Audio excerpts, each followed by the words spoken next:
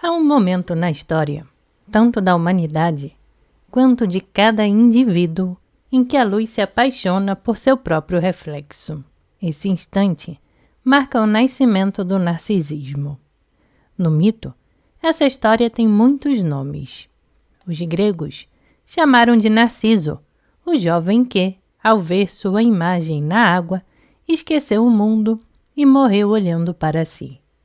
Os cristãos o chamaram de Lúcifer, o anjo de luz que desejou ser como Deus e, a voltar-se sobre o próprio brilho, caiu do céu à terra. E a psicologia moderna o chama de ego idealizado, a parte de nós que quer ser perfeita, amada, admirada, incapaz de suportar a própria imperfeição. Mas todos esses nomes descrevem o mesmo movimento cósmico, a queda da luz sobre si mesma. A partir desse ponto, nasce a dualidade, o eu e o outro, o céu e o inferno, o aceito e o rejeitado. É nesse abismo que o ser humano desperta para a consciência de si e, junto com ela, para o medo da rejeição. Viajemos na raiz espiritual e psicológica do narcisismo, entendendo-o não como mera vaidade, mas como um mito arquetípico, a tentativa da luz de existir sem sombra, o esforço do ego para ser Deus sem descer à terra. Na tradição cristã, Lúcifer era um arcanjo de esplendor incomparável. Seu nome vem do latim lux ferri, aquele que traz a luz. Ele representava o brilho puro da consciência divina, o aspecto luminoso da criação. Mas, segundo o mito, essa luz, ao contemplar sua própria grandeza, desejou ser autônoma, ser como Deus. Aqui nasce a primeira autoimagem idealizada da história. A luz, em vez de refletir o todo, quis pertencer a si mesma. E quando a luz se separa da fonte, ela inevitavelmente cai na sombra. Essa queda não é punição, mas consequência simbólica. A consciência separada de seu centro perde a harmonia com o todo.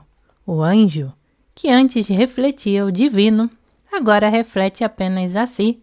Ele se torna espelho, não sol.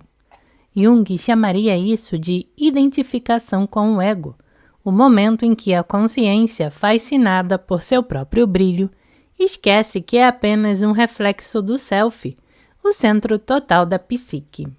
É aqui que Lúcifer se torna o arquétipo da inflação do ego, o símbolo primordial do narcisismo espiritual.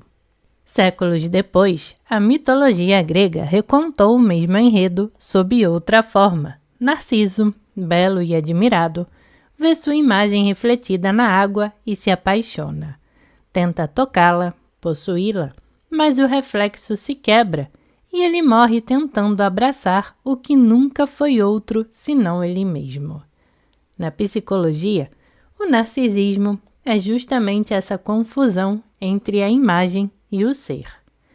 Segundo Hans Kutsch e Otto Kernberg, pioneiros na teoria do narcisismo, o indivíduo narcisista não se ama de fato, ele ama a imagem ideal que criou para compensar a dor de sentir-se indigno ou rejeitado. Essa imagem é uma armadura, protege o ego frágil, mas o isola do amor real.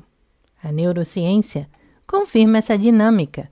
Estudos mostram que a rejeição social ativa as mesmas regiões cerebrais da dor física, especialmente o córtex cingulado anterior e a ínsula anterior. Por isso, o medo da rejeição é tão paralisante. Biologicamente, ele dói. Mas espiritualmente, essa dor é o lembrete de que nos separamos da totalidade, de que estamos tentando sustentar uma luz isolada do sol. Assim como Lúcifer caiu ao querer ser o centro, o ego cai quando tenta viver desconectado do self. E a vida moderna, baseada em aparências, curtidas e validação, repete um mito diariamente, transformando bilhões de pessoas em reflexos que buscam o olhar do outro para existir. Jung viu nesse conflito o núcleo da condição humana. Para ele, a psique contém tanto luz quanto trevas e o sofrimento nasce quando o ego rejeita o que não quer ver, a sombra. A sombra não é o mal absoluto, mas o conjunto de tudo o que o ego recusa em si.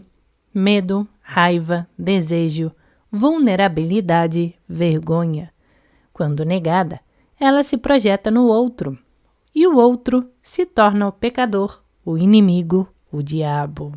O curioso é que essa sombra tem uma face divina. É nela que estão escondidas as energias criativas, os impulsos vitais, a autenticidade. Lúcifer, portanto, é o portador dessa sombra rejeitada, a luz que caiu para nos ensinar a ver o escuro. Jung dizia: ninguém se ilumina imaginando figuras de luz, mas tornando consciente a escuridão. A verdadeira ascensão começa pela descida, pela coragem de olhar o que o ego teme. Assim, a queda de Lúcifer torna-se o primeiro passo da individuação, o processo de tornar-se inteiro. A ciência moderna revela que a integração emocional tem base fisiológica. Pessoas que reconhecem e nomeiam suas emoções, em vez de reprimi-las, ativam mais intensamente o córtex pré-frontal ventromedial, responsável pela regulação emocional e empatia. A sombra aceita é literalmente reintegrada no cérebro. Em contrapartida, quem vive na repressão, tentando ser sempre bom, sempre forte, sempre certo, aciona circuitos de ameaça e estresse crônico, enfraquecendo o sistema imunológico e aumentando a vulnerabilidade, a ansiedade e a depressão. Negar a sombra, portanto, é adoecer. A queda de Lúcifer não é apenas metáfora espiritual, é também uma descrição neuropsicológica do colapso de autorregulação emocional. Se o narcisismo nasce da separação, a cura está na reintegração. Se a dor vem da rejeição de partes de si, a libertação vem do olhar compassivo sobre tudo o que somos. Autoaceitação não é passividade, mas reconciliação interior. É admitir que luz e sombra são inseparáveis, que a compaixão verdadeira só existe quando incluímos a própria queda. Na linguagem simbólica, Lúcifer só se redime quando reconhece que nunca deixou de ser luz. O ego só se cura quando compreende que não é o centro, mas o espelho da consciência, e o humano só encontra a paz quando percebe que o divino nunca o rejeitou. Foi ele quem se rejeitou. Mas há uma verdade sombria que a psicologia reconhece com frieza. Não há cura para o narcisismo pleno. O ego, quando cristalizado em torno da própria imagem, não busca se curar, busca se confirmar. E essa busca é um processo de autodestruição gradual. O narcisista acumula energia psíquica reprimida, culpa, raiva, inveja, medo, até que o próprio sistema colapse. É como uma estrela que, incapaz de liberar a pressão interna, implode. A luz que não se doa transforma-se em buraco negro. A neurociência descreve esse fenômeno. Cérebros com altos traços narcisistas mostram hiperatividade dopaminérgica. O circuito da recompensa superestimulado, mas incapaz de se satisfazer. Cada curtida, cada elogio, cada aprovação acende o prazer momentâneo e logo se apaga. O prazer se transforma em fome, a fome em vazio, o vazio em desespero. É o ciclo dopaminérgico da autodestruição. O ego se alimenta do brilho e morre de fome de si mesmo. Essa é a essência da programação do ego, um código que não pode ser reescrito por ele próprio, porque tudo o que o ego faz, inclusive buscar cura, é para fortalecer a própria imagem. Por isso, a transformação não vem de dentro do ego, mas do colapso dele. Jung chamou enantiodromia, o retorno ao oposto. Tudo que é levado ao extremo se transforma em seu contrário.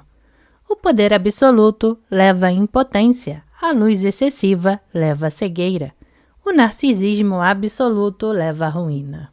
Mas essa ruína é também uma passagem. Alguns poucos, raros e silenciosos sobrevivem à implosão.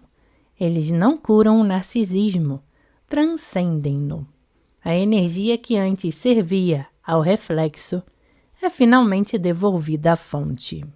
É como uma estrela que explode em supernova. O brilho da destruição ilumina o universo.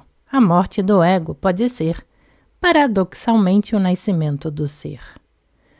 O nome Lúcifer significa também estrela da manhã, o planeta Vênus que aparece antes do nascer do Sol. Ele é o prenúncio da luz após a noite da alma. A queda e a redenção são o mesmo movimento visto de ângulos diferentes. Cair é esquecer-se da origem, levantar é lembrá-la.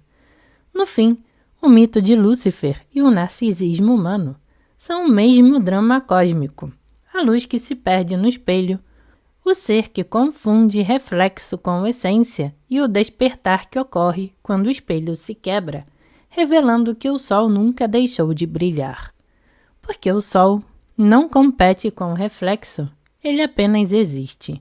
E quando o espelho se desfaz, tudo o que resta é a luz original, sem forma, sem vaidade, sem medo. A luz que retorna ao todo. O narcisismo é a doença da humanidade moderna, mas também o rito de passagem da consciência humana. A espécie inteira está olhando seu reflexo nas telas, nas estatísticas, nas ilusões de perfeição. Mas quando o espelho global se quebrar, e ele vai quebrar, talvez possamos reencontrar o sol. E então compreenderemos que a verdadeira luz nunca precisou ser admirada. Ela apenas precisava ser vivida. Um por todos e todos por um, até que o último retorne a uno. Namastê, gratidão.